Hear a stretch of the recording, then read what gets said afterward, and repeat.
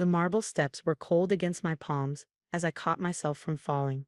My white coat, the one I'd carefully pressed for today's announcement, was now wrinkled and dusty. From above, I could hear Mother's quick intake of breath, Sister's poorly concealed snicker, and Brother's muttered serves her right. Dad stood at the top of the stairs, his face red with the familiar rage I'd grown up seeing. 20 years as the hospital's senior surgeon had given him an authority he wielded like a scalpel, both at work and at home. "You think getting a medical degree makes you special?" he spat. "You'll never be more than a basic resident." I rose carefully, checking my watch. 2:45 p.m. The board meeting would start at 5 p.m. sharp. Perfect timing, as always. "I came to tell you something important," I said quietly, brushing off my coat. "About the hospital." "The hospital?" Dad's laugh was harsh. "You clean bedpans in the ER. What could you possibly know about hospital operations?" Mother stepped forward, her tennis bracelet catching the afternoon light. "Dear, perhaps you should focus on finding a nice doctor to marry. Someone like your brother, chief resident at 32. Ah yes, brother dearest. The golden child who'd failed his boards twice, but still got promoted thanks to Dad's influence. The same brother who'd lost 3 patients last month, due to surgical errors that were quietly covered up. Marriage is for people who can't succeed on their own." Sister chimed in from her perch by the door. "But then again, that's all she's got left, isn't it?" I checked my watch again. 2:50 p.m. The board members would be arriving soon for the pre-meeting review, the one where they'd go over the evidence I'd spent 2 years collecting. "You're right," I said calmly. "I should focus on my career." "Career?" Dad stepped down, looming over me. "You've been skating by on my name for years. Basic resident work, nothing special. No leadership potential. No surgical talent, just another diversity hire they pushed through to meet quotas." The words were familiar. I'd heard variations of them throughout medical school, residency, and my fellowship. Each time, I'd smiled and documented everything. Every dismissal, every passed-over promotion, every case they'd given to less qualified doctors. "The board meeting is at 5 p.m., I said softly. "You should change your tie. The blue one looks better for important announcements." Dad's face darkened. "How do you know about the board meeting?" "Oh, didn't you hear?" I brushed the last bit of dust from my coat. "I was specially invited." "Invited?" Mother's voice rose sharply. "Why would they invite a resident?" I checked my phone. 3 messages from the board secretary confirming the documentation was ready. 2 from the hospital lawyers. 1 from the state medical board acknowledging receipt of my reports. "They probably want her to serve refreshments." Sister laughed. "Finally found her true calling." I smiled, remembering the sealed envelopes sitting in the boardroom, the ones containing proof of every patient death covered up, every violation ignored, every piece of evidence I'd gathered while they dismissed me as just a resident. "You've embarrassed this family enough." Dad grabbed my arm. "Go back to your little ER. Stay away from the board meeting. In fact, stay away from us forever." I gently removed his hand. "As you wish." The sound of car doors closing echoed from the driveway. Right on schedule. The board members arriving for their pre-meeting review. Dad's face paled slightly as voices approached. "What did you do?" he whispered. "Nothing," I replied truthfully. "I just kept very careful records." Mother stepped forward, her society smile firmly in place. "Darling, perhaps we should discuss this privately." "No need." I checked my watch one final time. "The board is waiting." "The board doesn't wait for residents," Brother sneered. "You're right." I adjusted my coat and name badge, the one that had arrived this morning with my new title. "They wait for the chief of surgery." The silence was absolute. Through the open door, I could see the board members gathering in the driveway, each carrying copies of the files I'd sent detailing 2 years of violations, cover-ups, and corruption. "Chief of..." Dad's face went from red to white. "That's impossible. I'm chief of surgery." "Not since this morning." I picked up my briefcase. The board voted unanimously after reviewing my documentation. They were particularly interested in Brother's patient mortality rates. Sister's laugh died in her throat. Mother's tennis bracelet suddenly looked very tight. "You can't," Dad started. "I can." I did. "And in about 2 hours everyone will know exactly why." I turned toward the door, then paused.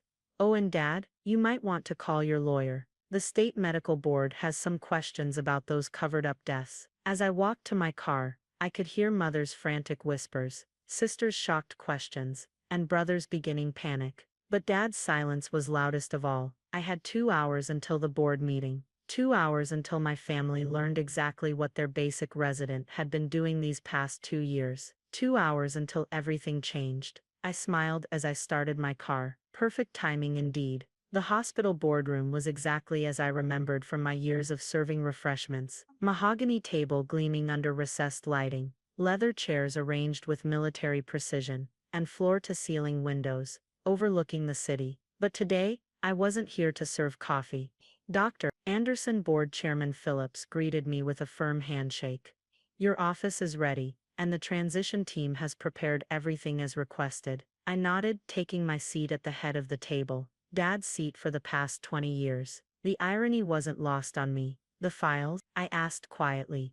Distributed to all members, Phillips confirmed. The state medical board representatives are joining us virtually. They're particularly interested in the mortality rate data. The door opened and Dad strode in, still wearing his stained tie from our earlier encounter. His confident swagger faltered when he saw me in his chair. Behind him, Brother looked like he might be sick. What is the meaning of this? Dad demanded, his voice carrying the authority that had cowed residents and nurses for 2 decades. That's my seat. Not anymore, Dr. Anderson Sr., Phillips said calmly. Please take a seat. Your daughter, our new chief of surgery, has some matters to discuss. The color drained from Dad's face as the other board members filed in. Each carried a thick folder stamped with confidential in red letters. 2 large screens on the wall flickered to life, showing the stern faces of the state medical board representatives. Before we begin, I opened my laptop. Would anyone like coffee? I do have experience serving it, after all. Dad flinched. Brother stared at his hands. Now then, I pulled up the first presentation slide. Let's discuss the rather interesting pattern of patient mortalities in the past 2 years, particularly those involving certain privileged residents. Brother's head snapped up. You can't. Case number 1, I continued, as if he hadn't spoken. Patient Sarah Martinez, age 42. Simple appendectomy turned fatal due to, quote, unforeseen complications. The actual surgical notes, which were conveniently misplaced, but which I preserved, show a completely severed artery, due to surgeon incompetence. That's confidential information. Dad stood up, his chair scraping back. Sit down, Doctor. Anderson, one of the medical board members, said sharply through the screen. Your daughter has provided extensive documentation of not only the surgical errors, but also your systematic attempts to cover them up. I clicked to the next slide. Case number 2, Michael Chen, age 55, died during a routine cholecystectomy. Official cause listed as cardiac event. Actual cause, surgical instrument left inside the patient. The surgeon in question was allowed to continue operating the next day. Brother was now visibly sweating. Dad's hands gripped the table edge. How long? Dad's voice was barely a whisper. How long what? I asked, though I knew exactly what he meant. How long have you been gathering evidence against your own family? I leaned forward, meeting his eyes. Since the day you told me I'd never be more than a basic resident. Since you started promoting Brother despite his failures. Since you decided that protecting your reputation was worth more than patient lives. Everything I did was to protect this family. Dad's fist hit the table. No, I corrected quietly. Everything you did was to protect your ego. And now it's cost you everything. Phillips cleared his throat. In light of the evidence, the board has unanimously voted for immediate termination of both Dr. Anderson Sr. and Dr. Anderson Jr.'s privileges at this hospital. The state medical board is launching a full investigation, and criminal charges may be pending. Brother made a choking sound. Dad seemed to age 10 years in 10 seconds. You've destroyed this family, he said hoarsely.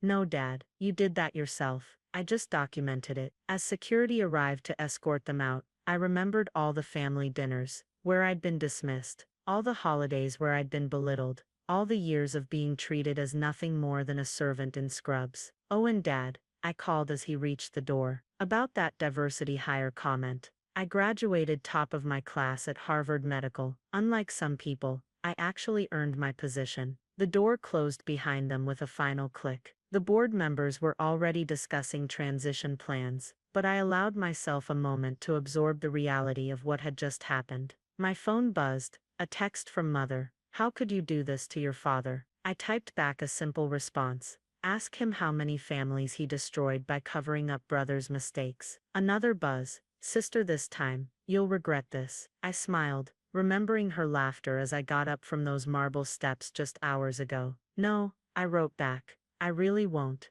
Chairman Phillips touched my arm gently. Dr. Anderson, the press is waiting for the announcement. I stood, straightening my white coat. Then let's not keep them waiting. After all, timing is everything. The hospital auditorium was packed. Nurses, doctors, residents, and staff filled every seat, with more standing along the walls. News cameras lined the back, their red lights blinking. Word had spread fast. The great Dr. Anderson had fallen, and his basic resident daughter was now in charge. I stood backstage, listening to the murmurs of the crowd. Many of these people had watched Dad belittle me over the years. Some had joined in, thinking it would curry favor with the chief. Others had stayed silent, afraid to challenge the hospital's hierarchy. 5 minutes, Dr. Anderson, my new assistant said softly. Through the curtain, I caught a glimpse of mother and sister slipping into the back row. They hadn't been invited, but I'd expected them to show up.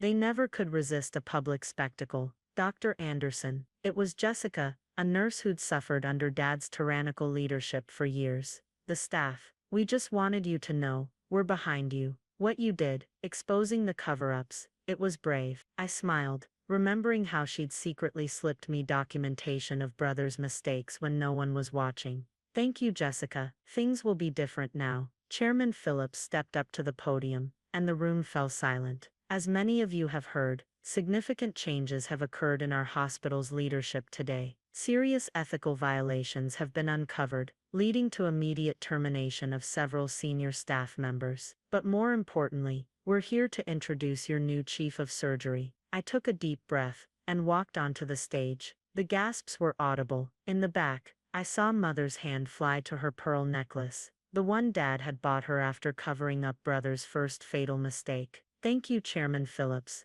I said, my voice carrying clearly through the auditorium. For those who don't know me, though I've served many of you coffee during board meetings, I'm Dr. Sarah Anderson, and yes, I'm the former chief's daughter. A ripple of whispers swept through the crowd. In the third row, I spotted brother's wife, her face pale with shock. For too long, this hospital has operated under a system of privilege, nepotism, and cover-ups. Lives have been lost, not because of unavoidable complications, but because of protected incompetence. That ends today.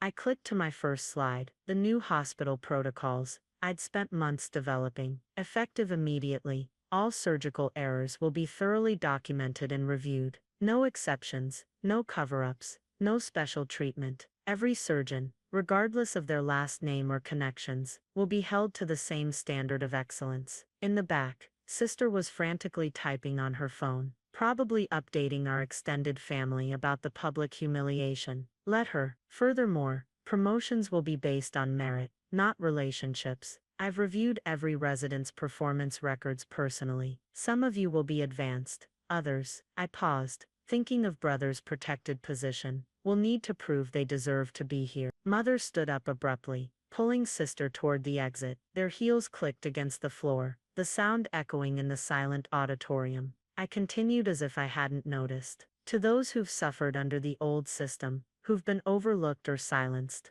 I say this: your time of hiding is over. My door will always be open. Your voices will be heard. Jessica wiped a tear from her eye. Around her, other nurses nodded firmly. And to those who've benefited from the corruption, I looked directly at brother's wife, who seemed to shrink in her seat. You have a choice. Adapt to our new standards of excellence, or find another hospital. There will be no third option. The applause started slowly, then built to a thunderous roar. Years of fear and frustration poured out as the staff rose to their feet. In that moment, I saw something I'd never seen in all my years here: hope. My phone buzzed in my pocket, Dad's number. I declined the call without looking at it. He'd had 20 years to speak. Now it was my turn. One last thing, I said as the applause died down. To every resident who's been told they're not good enough, every nurse who's been dismissed, every staff member who's been made to feel small, look at where I'm standing. Look at what speaking truth can do. The days of serving coffee are over. The standing ovation lasted 5 full minutes. As the crowd finally began to disperse, Jessica approached the podium. Dr. Anderson, your father's personal items have been cleared from the chief's office. Would you like to see your new workspace? I smiled, thinking of all the times Dad had kicked me out of that office, telling me I'd never be worthy of it. Yes, I said, gathering my files. I believe I would. As I walked through the hospital halls, staff members nodded respectfully, not because of my last name, but because of what I'd done, what I'd exposed, what I'd changed. My phone buzzed again, a text from Mother. You've torn this family apart. I typed back 3 words before turning off my phone. No, I fixed it.